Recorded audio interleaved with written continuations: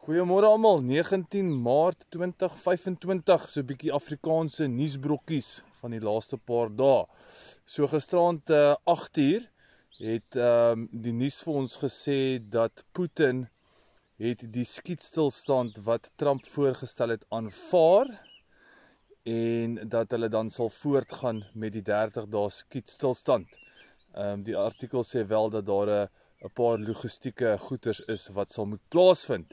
Nou wat baie interessant is dat onthou nou, Trump het die finansiële steun na Oekraïne toe vereers gevries en julle het almal daai interview gesien tussen Trump en Zelensky. Dit het nie baie goed daar gegaan nie. So toe Zelensky nou Europa toe gehardloop en daar gevra vir verdere hulp en daar's 'n paar Europese nasies wat ek gesê het, as Amerika nie meer sal ondersteun finansiëel en hardeware gewys nie, dan sal hulle nou maar die gapings vul.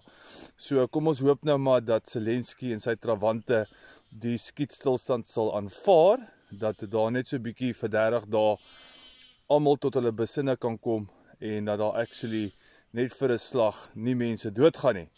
So Rusland ook, ekskuus, die skape skree daar in die agtergrond. Rusland het ook in hierdie week gesê en was sterk uitgesproke teenoor die ANC se grondgrype beleid.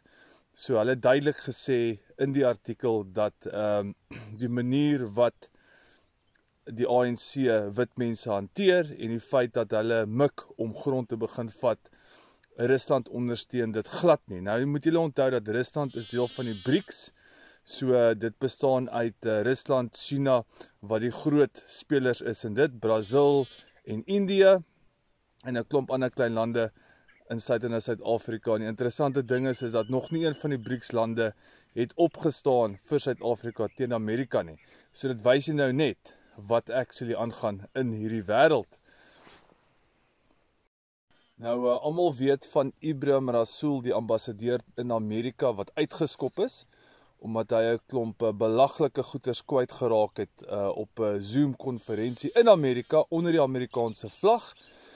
So intussen het die ANC kaders besluit dat hulle sal hom ondersteun en die uitsprake teenoor Trump is dat hulle bullies is. Heel eerstens, hoe kan hulle vir Ibrahim Rasool uitjaag uit Amerika uit en hulle volg nie diplomatisiese kanale nie en so gaan die bekgeveg aan van die ANC se kant af na die Amerikaners toe en die Amerikaners werk bloot op feit. Dis alwaar volgens hulle werk volgens feit. So dis baie duidelik dat die ANC Amerika met bekgevegte wil aanvat. Dit is duidelik hulle plan. As jy kyk na die tweets en die goeders wat aangaan teenoor Amerika wat baie stupid is. Ek meen Amerika is ons tweede grootste vennoot as dit kom by uitvoere.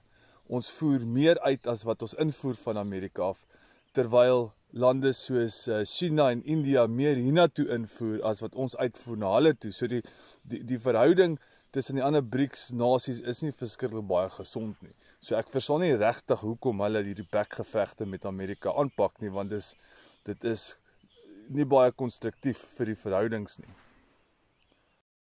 Dan laaste interessante brokkie nuus is hulle reken dat daar het 67,000 wit Suid-Afrikaners belang gestel om die vlugtelingstatus van Amerika op te vat.